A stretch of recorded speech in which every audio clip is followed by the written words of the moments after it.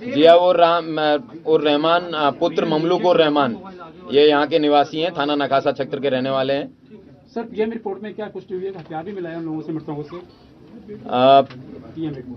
PM report विवेचना का विषय है, ये विवेचक का प्रेरोगेटिव है, इसके बारे में मैं कोई कमेंट नहीं करना चाहूंगा।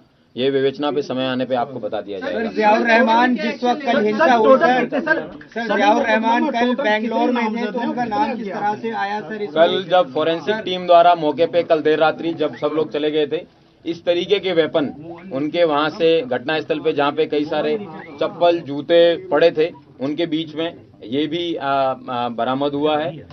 इस तरह देख सकते हैं कि आप भीड़ के जो बलवाई थे, पत्थरबाज थे, उनका क्या मकसद था, उनका क्या उद्देश्य था। पुलिस वालों के पांव में गोली लगी है और इस तरीके की ये जो है जो उनका जो उद्देश्य था, लेकिन हमारी पुलिस ने और प्रशासन ने साथ में कंधे से कंधा मिला के एक बहुत अच्छे सूझबूझ से इस जो पत्थरबाजों की मंशा थी उसको कंप्लीट नहीं होने दिया। उनकी इच्छानुसार उन्होंने सर्वे को रोकने का भरपूर प्रयास किया। सर्वे शांतिपूर्ण कंप्लीट हुआ, जो कि माननीय न्यायालय के आदेश के अनुसार हो रहा था, और मैं उम्मीद करता हूं कि आगे भी है शांति व्यवस्था कायम रहेगी और सभी पत्थरबाजों को आइडेंटिफाई किया जाएगा और जितने भी लोगों के खिलाफ मुकदमा लिखा गया है उन सब लोगों को गिरफ्तार करके जेल भेजा जाएगा। कितने नामजद कितने और अपराध कितने सर टोटल सर? कई जगह 700, कई जगह 800, जितने भी बलवाई हैं, दंगाई हैं, उन सबको पहचान में लाया जाएगा और उन सबको गिरफ्तार करके सर एक फैक्ट क्लैरिफाई कर दीजिए, जो जियाउर रहमान बर्क का आपने नामजद, ये कल की हिंसा में उनका नाम आया पूर्व में दिए गए बयान पर, क्योंकि कल वो बेंगलोर में थे जो सांसद है। किसी भी व्यक्ति का किसी भी जगह पे होने से उसका कोई उद्देश्य नहीं होता है। उनके द्वारा जो दिए गए पूर्व में दिए गए बयान थे और 168 बीएनएस का उनको बीएनएसएस का नोटिस उनको भी तामील कराया गया था। उनके पिताजी को जो ममलूक उर रहमान है उनको 10 लाख के मुचलके से पाबंद भी करवाया गया था। इस तरीके के इन लोगों के द्वारा बार बार समय समय पर बयानबाजी की जा रही थी, जिससे लोगों को है समय समय पर भड़काया जा रहा था। टोटल कितनी मौतें हुई हैं सर अब तक?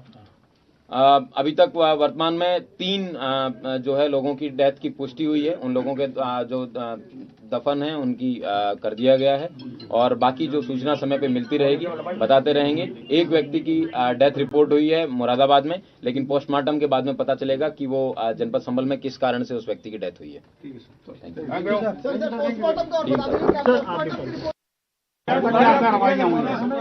एक मिनट सब लोग शांत हो जाएगा, करते शुरू कर।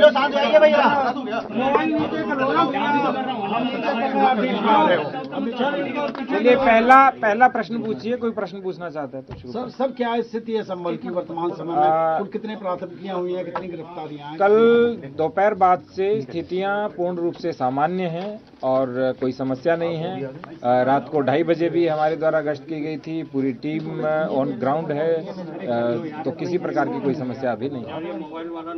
सर क्या और भी अभी धरपकड़ की जा रही है, छापेमारी हो रही है? कितने लोगों को और 21 लोगों के अलावा डिटेन किया जा रहा है सर? कल हमारे यहाँ जो डीआईओ हैं उनके माध्यम से कुछ फुटेज भी जारी किए गए, जो यहाँ के जो मानिंद लोग थे उनके माध्यम से दिए गए। कुछ ड्रोन की फोटोग्राफी है और कुछ कैमरा की फोटोग्राफी जो हमारे द्वारा ली गई थी वो भी जारी किए गए थे।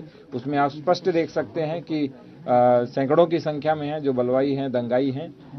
उन सभी को आइडेंटिफाई किया जा रहा है और 100% लोगों को जेल भेजा जाएगा, उन पर कार्रवाई की जाएगी, क्योंकि उन्होंने बलवा कराने का प्रयास किया था। सर एक सवाल लेना चाहूंगा सर, नाबालिग जो लोग हैं, बच्चे हैं, उनकी संख्या काफी ज्यादा है जो पत्थरबाजी में शामिल थे, उसको लेकर आप लोग क्या संज्ञान ले रहे हैं? काफी सीरियस मैटर ऑफ कंसर्न है सर, जो एडल्ट नहीं है वो भी शामिल थे, 15-16 साल के बच्चे, 10 साल के बच्चे। ये जो जुवेनाइल जस्टिस होम होते हैं उसमें उनको भेजा जाएगा, क्योंकि 18 वर्ष से कम आयु के बच्चों को वहीं भेजा जाता है ताकि उनमें सुधार हो। सर क्या ऐसी भी आशंका थी आप लोगों को कि ये जो बलवाई थे ये भीड़ हिंदू एरिया में भी जा सकती थी, इसलिए आप लोगों ने पूरा घेर लिया था? 19 नवंबर को सब शांतिपूर्ण तरीके से संपन्न हुआ। उसके बाद जुम्मे के नमाज के दिन भी हमारी पुलिस व्यवस्था थी, इतनी ही शांति से संपन्न हुआ। और मैं कहूँगा कि कल भी 10 बजे तक पूर्ण शांति थी। हल्की पत्थरबाजी थी, हल्का बल प्रयोग था, सब कुछ हो चुका था, लेकिन जैसे ही ये अनाउंसमेंट हुआ कि सर्वे कंप्लीट हो चुका है, बहुत अच्छे से सर्वे हो चुका है, उसके बाद अचानक से पत्थर शुरू हो गए थे और उसके बाद सब कुछ स्टार्ट। सर, इस मामले में क्या लार्जर कॉन्स्पिरेसी सामने आई है? क्योंकि जिस तरीके से सुनियोजित तरीके से 3 रास्तों से लोग निकल कर आए थे, क्या उनका मकसद था कि सिर्फ मस्जिद के इलाके में नहीं बल्कि शहर के अन्य हिस्सों में भी हिंसा की आग को पहुंचाना उनका मकसद था? और ये हैंडमेड हथियार जिस तरीके से थे, तो क्या पहले से तैयारी करके उनको बनाया गया था कहीं एक जगह? ऐसी कोई जगह आइडेंटिफाई हुई है? हमें जो अभी प्रतीति हुई है प्राइमा फेसी, वो ये लग रहा है कि रातों रात इसका हो सकता है प्लानिंग किया गया हो, और बाकी डिटेल जब इन्वेस्टिगेशन होगा उसके बाद पता चलेगा। क्योंकि जब आपस में इतनी पत्थरबाजी की, इन्होंने अपने ही लोगों के ऊपर पत्थरबाजी की, गोली चलाई और हथियार का जो प्रयोग कर रहे थे, इस बात का प्रतीक था कि मे भी आपस में भी इनके अंदर कुछ न कुछ रहा हो। सर, कुछ घरों से भी वेपन रिकवर हुए? घरों से भी कुछ वेपन रिकवर हुए हैं और वो सारा रिपोर्ट के अंदर है, वो आपको मिल जाएगा तो पता लगेगा। सर, एक सवाल, बाहरी लोग भी थे क्या? कुछ इस तरह के क्लू मिलेगा कि बाहर से बड़ी संख्या में लोग आए थे? बहुत बाहर से तो मैं नहीं कहूंगा, लेकिन 10-15 किलोमीटर के एरिया से लोगों को बुलाया गया था। नाबालिगों की संख्या कितनी है, अगर आप नंबर बता पाएं जो डिटेन किए हैं?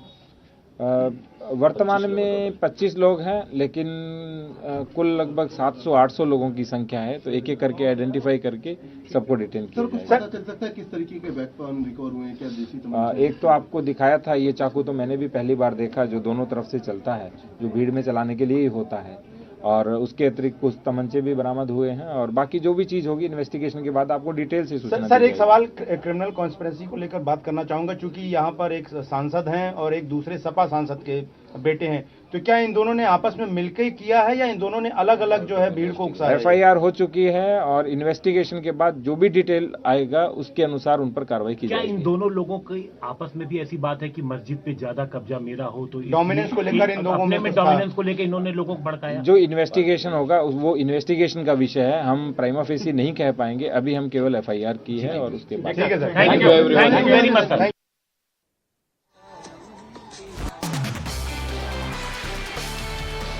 देखिए, प्रेस कॉन्फ्रेंस आपने सुनी संभल के इस मामले पर। एसपी ये बता रहे थे कि हम लगातार कार्रवाई कर रहे हैं, चिन्हित किया गया है दंगाइयों को, कैसे प्री प्लान तरीके से इस पूरी साजिश को रचा गया, हम ये पता लगाने की कोशिश कर रहे हैं। जितने भी लोगों को अभी पकड़ा गया है उनसे लगातार पूछताछ जारी है। इसके अलावा CCTV की मदद से भी फिलहाल लोगों को चिन्हित किया जा रहा है, दंगाइयों को पहचाना जा रहा है और उसके बाद उन पर एक्शन लिया जाएगा, सख्त कार्रवाई की जाएगी संभल में दंगा भड़काने वालों पर।